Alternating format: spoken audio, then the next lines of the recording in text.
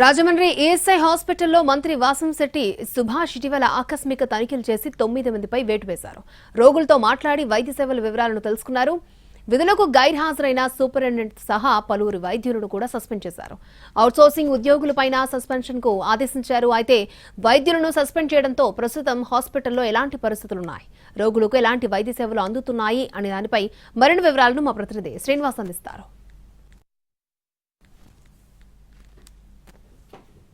రాష్ట్ర కార్మిక శాఖ మంత్రి వాసంశెట్టి సుభాష్ ఆకస్మికంగా రాజమండ్రి ఏఎస్ హాస్పిటల్ను తనిఖీ చేసి 9 మంది డాక్టర్లను సస్పెండ్ చేశారు. అయితే ఈ డాక్టర్లను సస్పెండ్ చేసిన తర్వాత ఇక్కడ ఏఎస్ హాస్పిటల్లో ఏ రకంగా ఇక్కడ వైద్య సేవలు అందుతున్నాయి, ఇప్పుడు ఏ విధంగా మార్పు చెందింది, ఇక్కడ ఏ రకంగా ఉన్నాయి, అయితే ఈఎస్ఐ డైరెక్టర్ ఆంజనేయులు మంత్రి ఫోన్లో ఆదేశించడంతో ఈ మేరకు వాళ్ళందరినీ కూడా సస్పెండ్ చేయడం జరిగింది. ఇప్పుడు ఏ రకంగా ఇక్కడ వైద్య సేవలు అందుతున్నాయని తెలుసుకున్నాం. అమ్మ, మీరు ఏం చూపించుకుంటారు?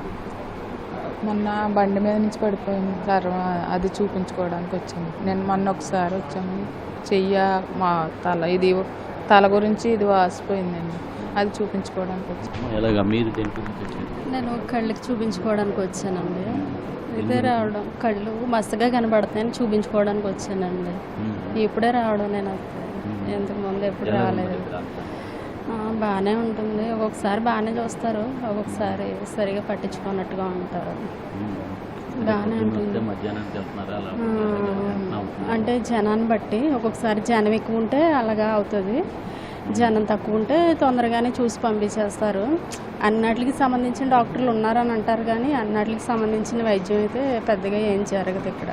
సుభాకర్ కూడా ఇక్కడ ఉండటం జరిగింది. ఎస్సీ హాస్పిటల్ సూపరింటెండెంట్ ఇక్కడ మన దగ్గర ఉన్నారు, ఆయన అడిగి తెలుసుకుందాం.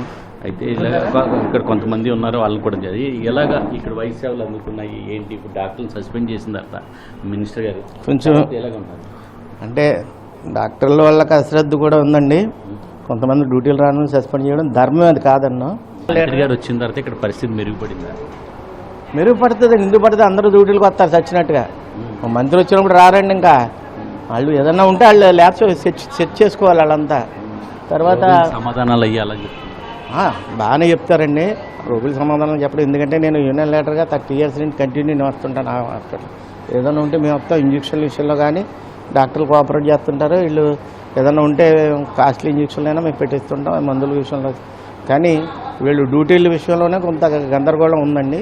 ఈ గందరగోళాన్ని సరి చేసుకుంటే డాక్టర్లు అందరూ మళ్ళీ వాళ్ళు ఫుల్ ప్లెడ్జ్గా ఇక్కడ డాక్టర్లు ఉండాలి సార్, లేకపోతే చాలా కష్టం అండి. ఇక్కడ సూపరింటెండెంట్ సుభాకర్ గారు ఉన్నారు, ఆయన అడిగి తెలుసుకుందాం.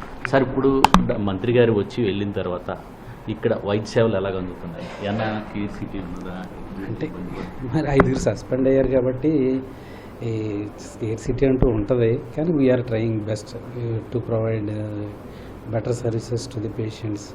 అంటే సివిల్ సర్జన్స్ ఉన్నాం, 4 ఉన్నాం సివిల్ సర్జన్స్. మేమే ఓపీలు చూస్తూ ఉన్నాం. పేషెంట్కి ఇబ్బంది కలగకుండా ఉండడం కోసమే వీఆర్ డూయింగ్ అవర్ బెస్ట్. ఇంకా త్వరలో మా అధికారులతో మాట్లాడాను, మా అధికారులతో డెప్యుటేషన్ వేస్తారు, చుట్టుపక్కల ఉన్న డాక్టర్లను డెప్యుటేషన్ వేస్తారు. ఏ విధంగా నన్ను పేషెంట్లు మన ఈ ఇబ్బందులు ఉన్నాయని పేషెంట్ ఇబ్బంది పడకూడదు కదా.